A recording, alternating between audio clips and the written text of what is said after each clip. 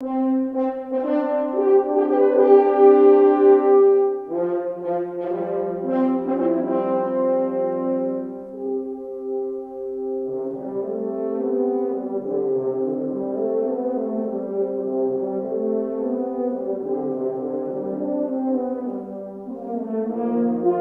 have with us a very special person. He's a parishioner. Bruce Babcock is an Emmy-winning composer of music for television, film, and the concert stage. Please welcome Bruce Babcock.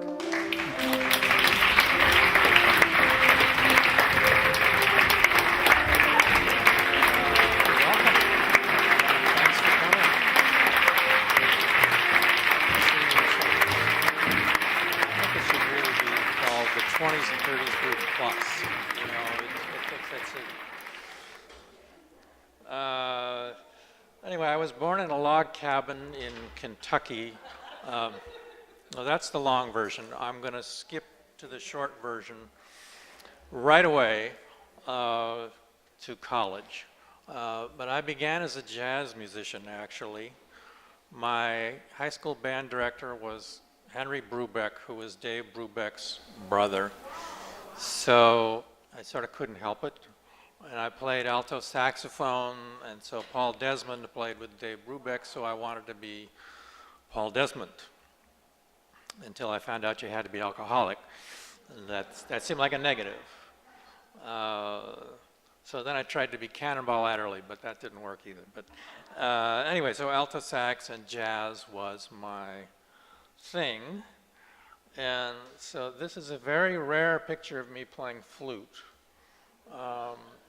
at the Kennedy Center in Washington, D.C. I went to Cal State Northridge, which at the time was still called San Fernando Valley State College. By the way, I forgot to mention I was going to start with a quiz, which will be half of your semester grade. Who remembers the 20th century? And who watched television or movies during the 20th century? So you are my target audience. So anyway, we won the National Jazz Band whatever festival that year, 1972. And we played a piece by Oliver Nelson, who was a African-American jazz saxophonist, as some of you know, who was brilliant and one of the very first, if not the first, African-American composer to write music for television, because it was very much a closed, i.e. white, shop up until that point. But Oliver Nelson wrote a piece called The Kennedy Dream, which was brilliant. And so we played it in Washington, D.C., and he played with us. He kicked it off at a tempo faster than anything we had ever attempted before. But it came out. So that was really good, and we got written up and downbeat and all that stuff. So still at CSUN, Aaron Copland came to be composer in residence for a week, 1 week, and I was one of 3 composers selected to have a piece performed at a recital in his presence. And he liked my piece, and I can actually prove it because we recorded his remarks afterwards. And he didn't really like the first 2, which was kind of obvious, so I felt pretty good about that. And he was my idol. He was 75 at the time. So jazz was a huge influence, but also classical, whatever that means, contemporary, 20th century classical, music for an orchestra or music for chamber music. So that was my time at Northridge, and I got a master's degree there. And after that, I wanted to write music for television and film. And so I met this guy. Does anybody know who this is? Probably not. That's Earl Hagen, and I can guarantee you've heard his music. If you ever saw the Andy Griffith Show, the Dick Van Dyke Show, I Spy, Mod Squad, Gomer Pyle, That Girl, the Danny Thomas Show, and on and on and on. He was the dean of television and film composers who literally wrote the book on film scoring. And at the time, this was in the 70s, the only way you could learn about how to score a film was to take his class offered in his home. And so he'd have about 10 people in his living room, and the tuition was 24 golf balls. Now, they had to be Titleists. He didn't need the money, but he did play golf, lived on a country club.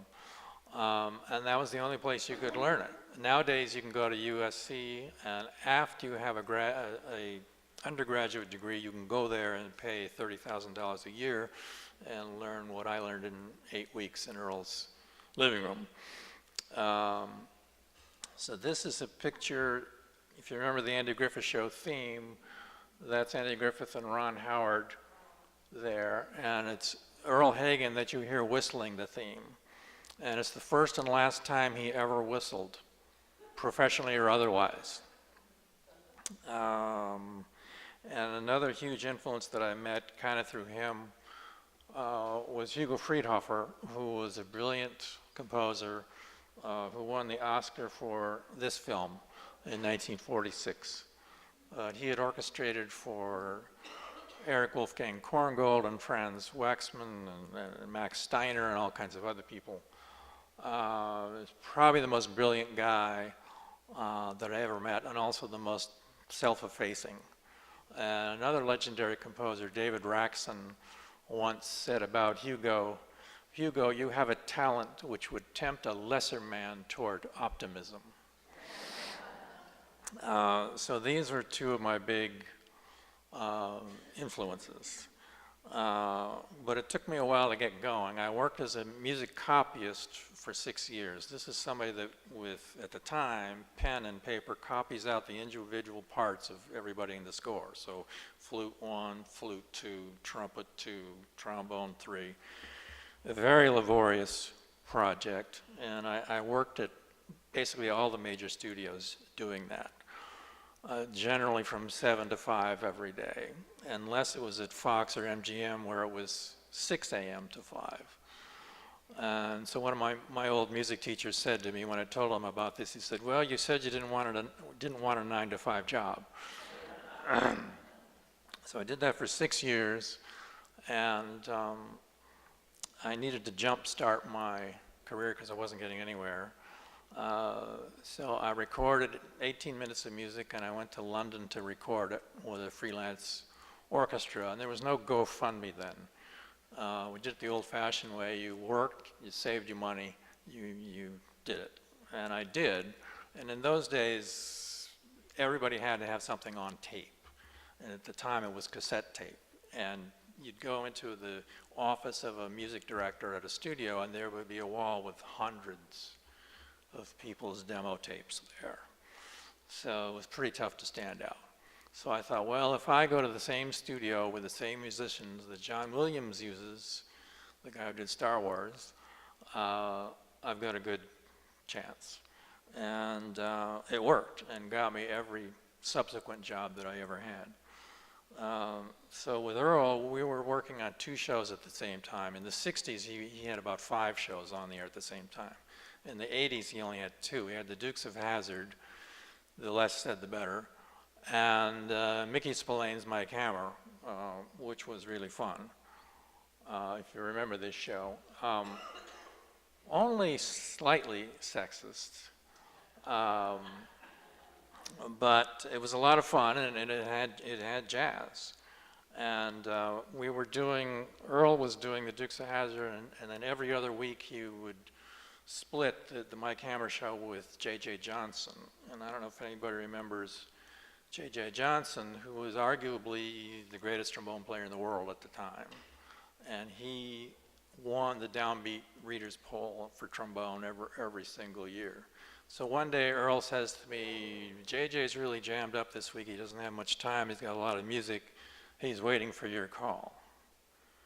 And I said, J.J. Johnson, the world's greatest trombonist, is waiting for my call.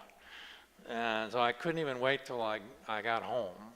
I never forget it. I stopped at the 7-Eleven at Tahunga in Moore Park and called J.J. Johnson and he said, "Come on over." And so he gave me some cues today. He was the nicest guy in the world, an amazing musician. Again, one of the earlier African-American composers to work in television. A brilliant guy. So that was huge, huge fun. Later I worked on some other shows. The composer of this show was Dennis McCarthy, but there was so much music in it. There was 40 minutes of music in a 1-hour show, and a 1-hour show is really a 47-minute show. So it was wall-to-wall music. And so me and one other guy wrote 10 minutes each, and Dennis wrote 20. That was a lot of fun. Then I wound up working on Matlock, which, of course, Earl had worked on the Andy Griffith Show, so I wound up working for the same guy. Here's another one. I somehow got typecast as doing murder mysteries, which was really great fun. And this is from a Matlock.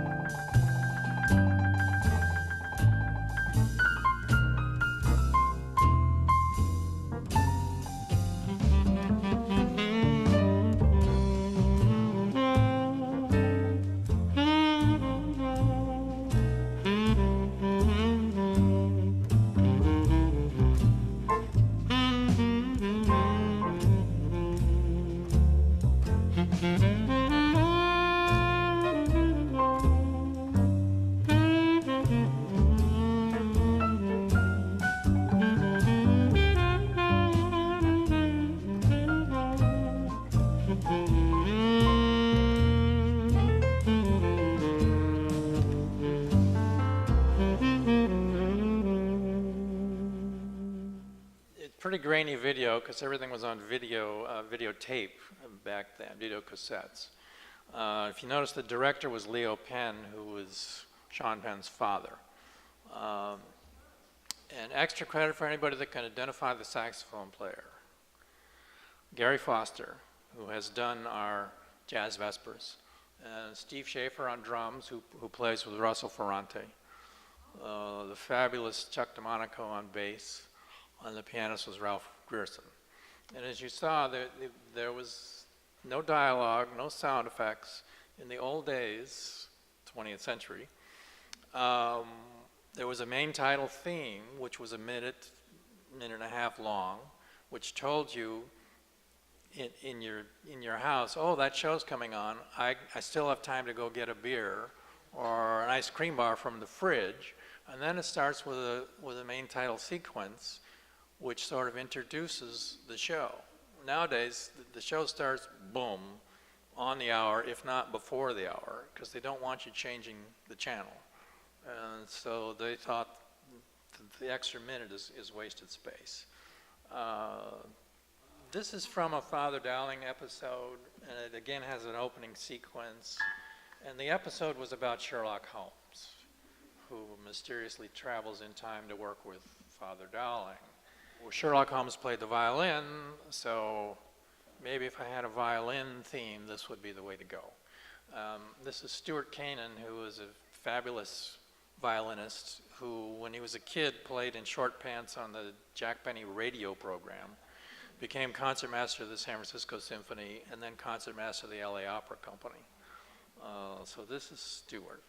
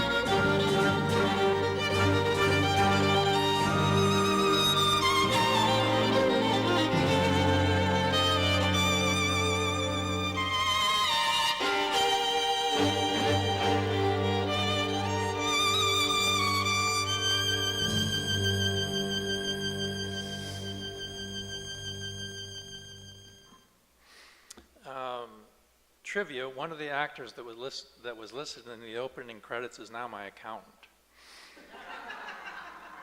Okay, this is another one, another opening sequence where when I went to look at the show, there was nothing here, it was blank. And I said, oh, well, what's that going to be? Well, it's going to be a statue of blind justice just kind of turning around. And so I thought, well, a trumpet solo would be good for that. So that's what this is.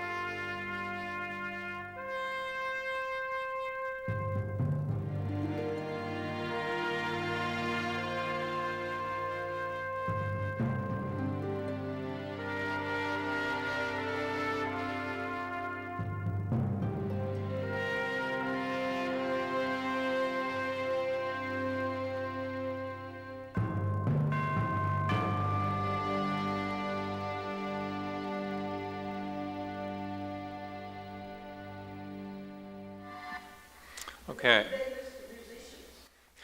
Never. You notice in a film, you go to see a movie, they'll list the honey wagon driver, but not the musicians. Well, that's a contractual labor agreement thing, and they're not going to list 100 musicians.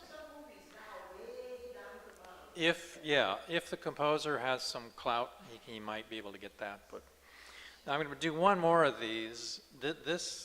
This was a Metallica episode called The Black Widow, and so the opening sequence is spiders. So it's kind of Halloween appropriate. And the guy who was the associate producer who did this is now a pastor in the Unity Church in Nashville. A brilliant producer, too brilliant to work in Hollywood. So anyway, if you don't like spiders, close your eyes. Mostly it's drawings of spiders, and then occasionally there's a real spider.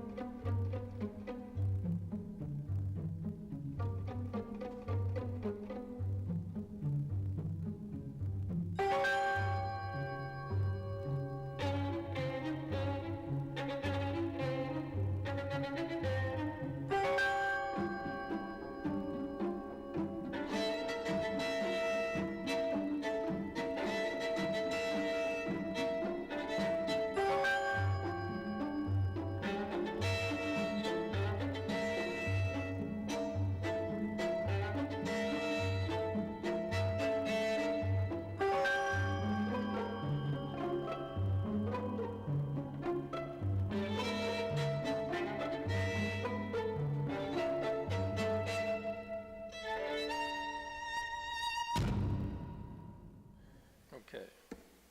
Oops. So that was fun. The violin soloist was Ralph Morrison, who at the time was the concertmaster of the LA Chamber Orchestra.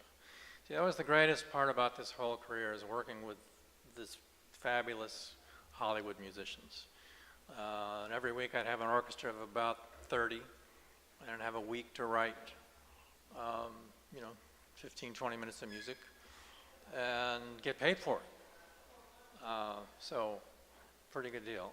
Diagnosis Murder is another one that I worked on. So I worked with Dick Van Dyke, just like Earl Hagen did. Then Murder, She Wrote, with Angela Lansbury, young picture of Angela. The show was on the air for 12 years. Most of that time was the #1 show on TV. The first 8 years, starting in the 9th year, she became the executive producer as well as the star. And so she changed a lot of things, including firing the 2 composers. And so they were going to start with new people. And she was very hands-on about being executive producer. So I heard about this, so I called the VP in charge of music at Universal and was told they're not looking for anybody. And I knew that was not true. So I essentially wrote a fan letter to Bruce Lansbury, Angela's brother, who was one of the producers and writers. And they hired me sight unseen. So, boom. Now, I'd sent the tape that I'd made in London that I told you about, and that got me the job. Now, unaccountably, though, they somehow thought because the tape came from London that I was, in fact, British. So whatever works. So on the very first show, it was one that was set in Ireland, and they did many that were. And she wanted to talk to me first to make sure we're on the same page. So I actually met with her in her trailer on a day that they were filming. And she said, "What are you thinking about so far?" And I said, "Well, I'm thinking the Chieftains, which is an Irish traditional folk group." And she said, "That's exactly what I'm thinking. Go home and do that." So that's what we did. And but she was the consummate professional in every possible way, and also the most gracious person. Every year there'd be a big Christmas party where the entire cast and crew comes, hundreds of people, and she would greet everyone at the door personally and know the name of the spouse and the kids. Remarkable. So that was a good experience. And this is me getting an Emmy in 1992 for Matlock. So that was fun. You'll notice that if you try to read what's on it, there is nothing on there. That's a blank. That's just, they give it to the next guy, and he'll give it to the next guy, and they print it up later and mail it to you. So, but that was fun. Now, I also worked on some films. I have to clarify this. I didn't score this whole film. Michael Kamen did. But oftentimes in these situations, for a variety of reasons, they get behind and they need extra help, extra bodies. And I had not met Michael Kamen, and I met him at Le Mondrian Hotel midnight on a Sunday, and had to write a 4-minute sequence for Tuesday, 10 a.m. And of course, never talked to the director, no idea at all. And it worked. So I was on all 4 Lethal Weapon movies. Also on the Die Hard movies with the same composer. Now, Michael Kamen was diametrically opposite me in every possible way. There are 2 groups of composers, those that finish compulsively a day early, and those that cannot finish under any circumstances, no matter how much time they have. He was in the latter group, I was in the former. So he drove me nuts. So one particular session, he showed up in his all black as usual, and I showed up in all white. And the orchestra knew what was going on, and he didn't. But that was fun. So if you ever saw this movie, when Hans falls off the Nakatomi Plaza, that was me. And in The Lethal Weapon, when Mel Gibson is running down Hollywood Boulevard with his shirt off, that was me. Robin Hood, Prince of Thieves was another one. And I remember we were scoring this at Warner Brothers, and Michael came and got a message, "There's a phone call for you." And then there's an 80-piece orchestra on the stage. And he goes in to take a call, and on the phone for some period of time, and finally comes back and tells the orchestra, "Well, that was George on the phone." Well, George was George Harrison, who was writing the end credit theme. That's kind of the way he worked. No concern about money ever. If George is on the phone, stop everything while the meter's running. So, Spider-Man, I mean, since we did these, I think there's been 2 other iterations of several Spider-Man movies. But it's the big blockbusters that always have lots of music and are always behind the 8 ball. King Kong, which this was James Newton Howard, that replaced a score by Howard Shore that was thrown out, which happens sometimes. So James had exactly 6 weeks to score this entire film with 2 hours of music. Not easy to do. Unfaithful, another one. No apes or Spider-Man in this movie. A romance for once, with a huge string orchestra, lots of fun to do. Metallica. Now I told you Lansbury to Metallica. This is the Metallica connection. This was with Michael Kamen, who composed the scores to Die Hard and Lethal Weapon. And he was a rock and roller at heart, so the boys from Metallica approached him about doing a symphonic version of their big tunes. So this is Metallica with the San Francisco Symphony Orchestra, which got me a gold record, among other things, from about 1999. Now, changing gears completely, the Santa Barbara Chamber Music Festival. This is all chamber music, small ensembles, done in a church, and I was the composer in residence there in 2005. I wrote 3 or 4 new pieces for the occasion. This was sort of a local boy comes home, makes good, and all my friends and teachers came. So it was a lot of fun, a beautiful place to do a concert. This picture is an album cover from the first album that I had some music on. It's called Eclect Sax by Douglas Masick, who is a professor of saxophone at UCLA, and he asked me to write a piece for saxophone, cello, and piano, which I did, which was called Irrational Exuberance. It came during the early George Bush years, and seemed like an appropriate title. Next, music premieres at All Saints. I've written 4 a cappella choral pieces over the years at All Saints, and this is the list of them. If you know James Walker at all, you know that he kept records of every single Sunday that he ever did, and who was premiered and who was performed, and alphabetically I happened to come at the top of the premieres list, so here it is. All Unto Me was inspired by a Desmond Tutu sermon, and we got to perform this for him the last time he was at All Saints in 2011.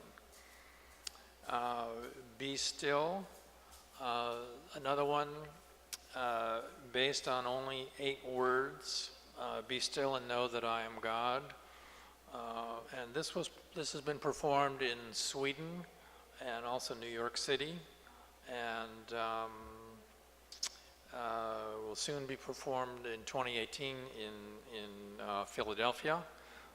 This was dedicated to Stuart Coxhead, who was one of the priests here on staff at the time, married to Ann Peterson, who sadly passed away.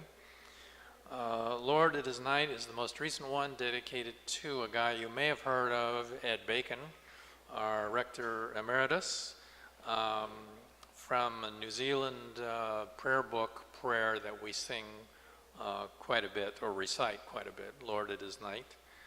And Send Me Anywhere was actually the first one I wrote for the All Saints choirs, and it's based on a blessing by John Shelby Spong, which you'll recognize because it's the blessing that Susan Russell always uses to close the service whenever it's her turn. And this was the cover of the Music at All Saints CD from their spring concert in 2011, which contains the aforementioned All Unto Me, and had the privilege of using the combined choirs, both Canterbury and Coventry together, which totaled about 100 voices.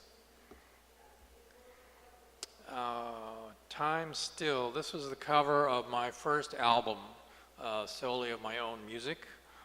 There's chamber music, vocal music, and choral music, and it also contains All Unto Me, the piece dedicated to Desmond Tutu. This came out in 2015, and we did a little preview album signing event right here in Sweetland Hall that many of you were at. Facebook. Now, what does Facebook have to do with any of these things? Well, oddly enough, it can actually lead to performances and opportunities. One of these was the piece I mentioned, Be Still, a while back, written for All Saints. But this group, the Antioch Chamber Ensemble, which is actually a choir, 12-voice choir, advertised on Facebook. They were soliciting pieces for their upcoming season, and anyone was invited to send in a piece. And they got hundreds of pieces from all over the world, and mine was selected for 2 performances, including one in New York City in 2016. And this was where it was performed at a historic Lutheran church facing Central Park. There was a time when I'm sure this church was the tallest building in the area, no more. And it's just a few blocks from Trump Tower. But anyway, that was a real thrill. At this church, they still do, to this day, an entire Bach cantata every single Sunday, according to the schedule that Bach set originally. Sparks, this is another album, again from Navona Records, the people that put out Time Still. This came out in 2016. This is a compilation album, so it's just one piece of mine. But I'm on there with some pretty good people. You've probably heard of George Gershwin. The piece that's on here is a piece entitled Event Horizon. And we made a YouTube video for it, which includes, well, it consists of images from the Hubble Space Telescope. My father was an astronomer, was the director of the Carnegie Observatories, which included Mount Wilson and Mount Palomar at the time. So astronomy is in the blood, although I did not get the astronomy gene. I got the music gene, which makes me the black sheep of the family. But anyway, so this YouTube video was put together by Todd Mason, who's a documentary filmmaker, and also a composition grad from Juilliard, multi-talented young man. And so he put together the visuals for me. Todd did a documentary on George Ellery Hale, who's the man that founded the Mount Wilson Observatory and Yerkes Observatory, and also Mount Palomar Observatory. And this was performed by what's called the Space Coast Symphony. The Space Coast of Florida is the Cape Canaveral area, where all the Apollo missions were launched from. And this is their orchestra, and a young conductor named Aaron Collins saw the YouTube video and made this happen. So here you see them performing it, and you see the video being projected. Here's yet another album. If you bought the Time Still album, don't buy this one, because this only contains one piece and it's on the Time Still album. But I like it because I get top billing. I'm not sure what Fleeting Realms means, and I'm not sure what the artwork means, but I kind of like it. Next, another political piece written after the inauguration in 2017 alternative facts became kind of a catchword for the entire episode that we're now in the middle of. The very, very difficult piano piece marked prestissimo, quarter note equals 330, which, let's just say, for those who aren't musical, is very, very, very fast. And it looks like there'll be a performance of this coming up in April of 2018. The next, okay, this is a picture of Hila Plitman, who is a soprano, a wonderful soprano, born in Israel. And she has asked me to write a piece for her, which will be performed in March of 2018. She's a Grammy winner, has sung at Disney Hall many times. She's married to the choral composer Eric Whitacre, who is arguably the highest selling choral music composer out there right now. So anyway, it was a great thrill and honor for Hila to ask me to write a piece for her. She is truly amazing. So I'll give you a notice when these performances are coming up. So if anybody can make it, I hope you can.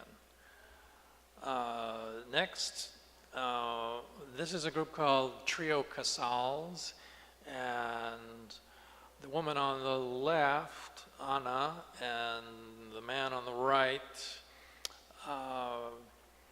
Ovidiu.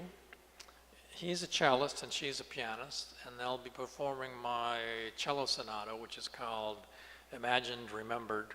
It's on the Time Still album, and they have also recorded it. And as part of the promotion for it, it will be performed at Carnegie Hall in May of 2018. So I've already got some performances lined up in May, which is always a good thing. The gal in the middle is the violinist in the trio, and since it's only a duo for cello and piano, she doesn't get to play in this one, but hopefully next time. And this is Carnegie Hall on 57th Street in Manhattan. My wife, Barbara Vang, has actually sung in Carnegie Hall in 1999 with kind of an all-star choir singing the Mozart Requiem. So I'm late to the party, but I will be getting to Carnegie Hall. The old joke about Carnegie Hall is a tourist asks a New Yorker, how do you get to Carnegie Hall? And the answer is practice, practice, practice. Or in my case, write a cello sonata. And this is the text for Lord It Is Night from the New Zealand prayer book, which occurs in our liturgy quite a bit, often at the contemplative services. And this is the text for the choral piece that I dedicated to Ed Bacon. So we're going to listen to this now, and I'm sure you'll recall the words.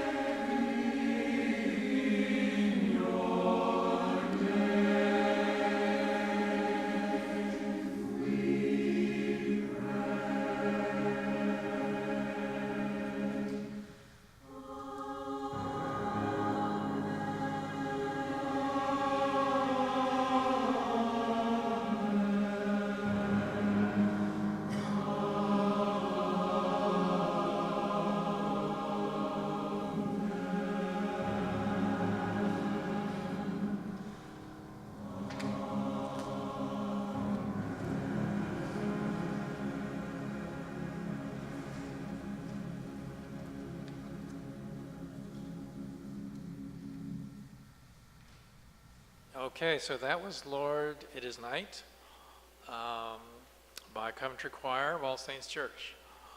So that wraps up our presentation, and I want to thank all the senior saints for showing up, and I hope you enjoyed our program. I want to thank Jim LaDuha for inviting me. I want to thank Jamie Hebert for coordinating all this.